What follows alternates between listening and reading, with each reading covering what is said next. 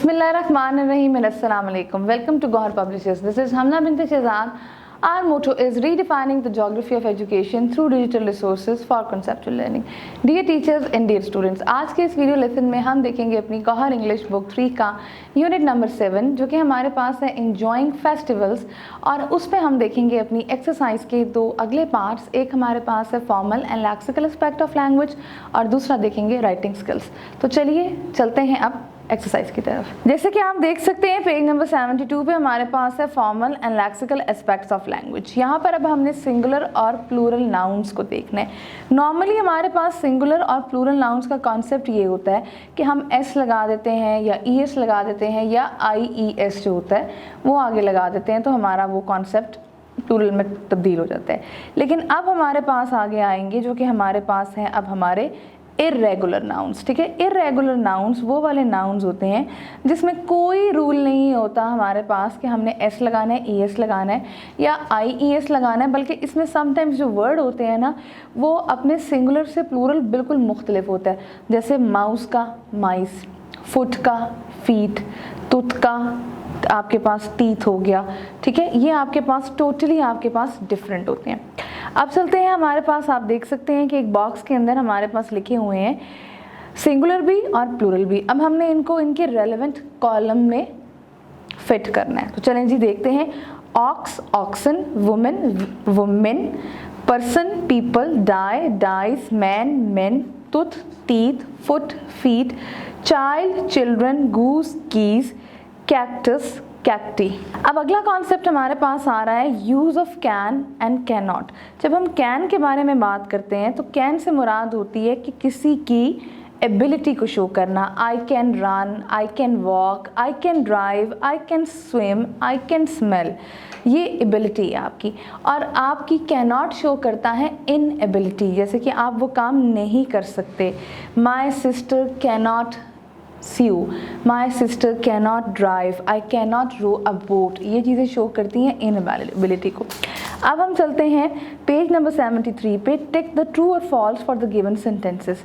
ये सेंटेंसेस होंगे कैन और कैन नॉट के। आपने इसको जनरल सेंटेंसेस हैं, इनमें एबिलिटी को देखते हुए ट्रू एंड फॉल्स को टिक करना है। जैसे कि आप स्क्रीन पे देख सकते हैं, cows can not fly, true. A sparrow can fly, true. A lion can eat grass, false. A dog cannot bite, false. You cannot talk on the cell phone in class, G, true. You can do your homework at home, true. A fish can swim, true.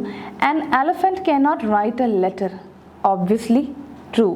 अब हमारे पास आ रहा है concept preposition का। Preposition जैसे कि वो वाले वर्ड्स जो किसी पोजीशन को शो करते हैं।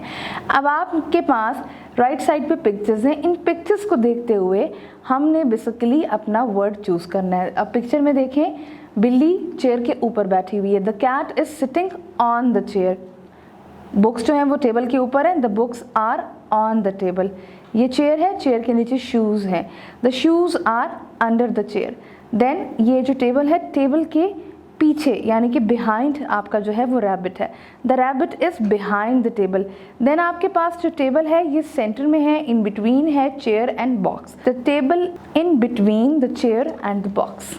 अगले पार्ट पे जो कि हमारे पास है राइटिंग स्किल्स का पार्ट है। राइटिंग स्किल्स में अब हम देखेंगे अगर हमने अपने कोई भी कैरेक्टर है, कोई भी इंसान है, तो अगर हमने उसको डिस्क्राइब करना है तो हमने क्या लिखना है।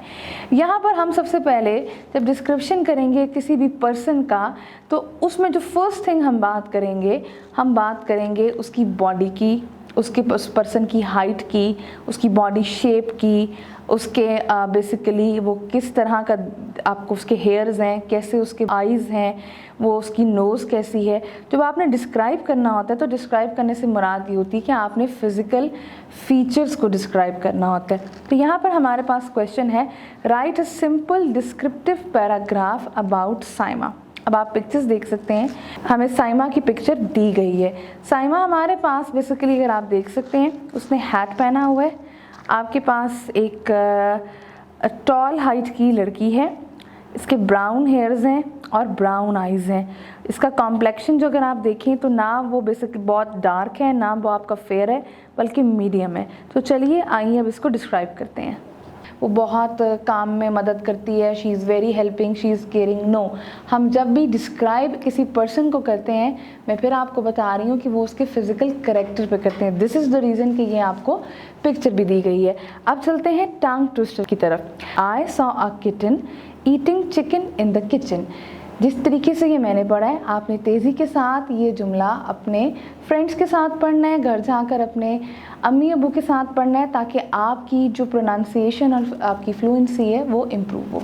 Dear teachers and dear students, ये था हमारा आज का वीडियो लेसन। आई होप आपको ये वीडियो लेसन पसंद आया होगा। एक नए वीडियो लेसन के साथ हम फिर मिलेंगे, तब तक के लिए अल्लाह हाफ़िज़।